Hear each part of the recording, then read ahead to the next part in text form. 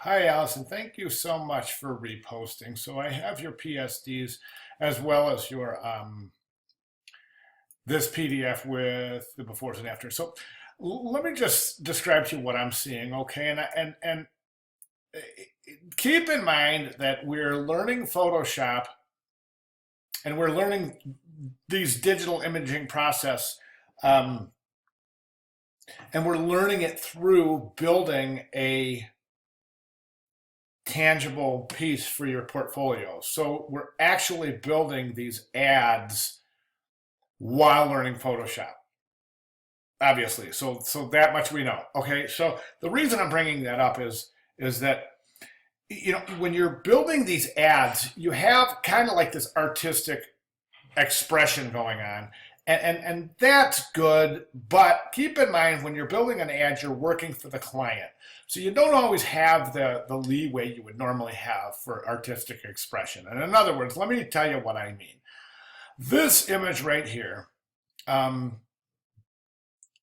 is this photograph of this Buddha statue. I don't know where it's at. It's pretty interesting. It's pretty cool. But you got this background in the trees and everything, and it looks like it was taken on a sunny day with these clouds in the background. Okay, so we take a look at the after, and there's a couple of things obviously that are going on.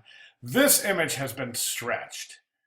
We can clearly see that it's been elongated. Okay, you never want to do that in Photoshop. You don't want to do that to anybody's image. That's not what it's out there for. I mean, using an image is one thing, but distorting it is another. I would never resize an image in Photoshop without constraining the original proportion of that image. And I think that's pretty important. Excuse me. And I think that that merits some consideration.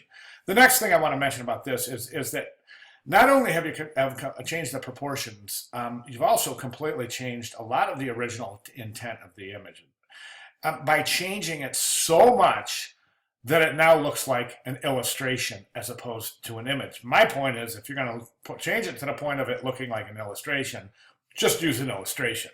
Do you see what I'm saying? So we still want to get this realism depicted by photography in our piece. And we don't want to distort it to the point of non-realistic depiction, okay? This one is much better. However, you're still pushing it to the point where, okay, you see these clouds in the background? I'm going to look at the Photoshop document in a second, but take a look at what you've done. You've affected the color in such a way that it's now grouped the pixels into these kind of blobs. So they're no longer clouds recognizable as clouds. Do you see what I'm saying? Let's look at the Photoshop documents, shall we? Here's your, okay, this is your amethyst wreath. So I'm just going to take a look at the image size. Now you see you have 8.5 by 11 at 300. Good job. Okay, so you've done some smart things. Copy on the background layer. That's always a great idea. And you're using your filter, your adjustment layers. That's great. I think just there's too many adjustment layers. I think that all images for the intent of this project should probably just use one tonal adjustment layer and one color adjustment layer. But as we can see, it's clearly falling apart here, here, and here. That's just a sign of it being overdone. And the image of the Buddha, let's turn it back on. I just turned all that stuff off. Here's the before Buddha. And then here's the after Buddha. So there's I I really want you to reevaluate this approach. I think that it's just way overdone. Okay, so if you have any questions or comments, get with me. You're showing proficiency. You're going to score well on this. So that's awesome. But just think about, what I said about realism. All right, thanks.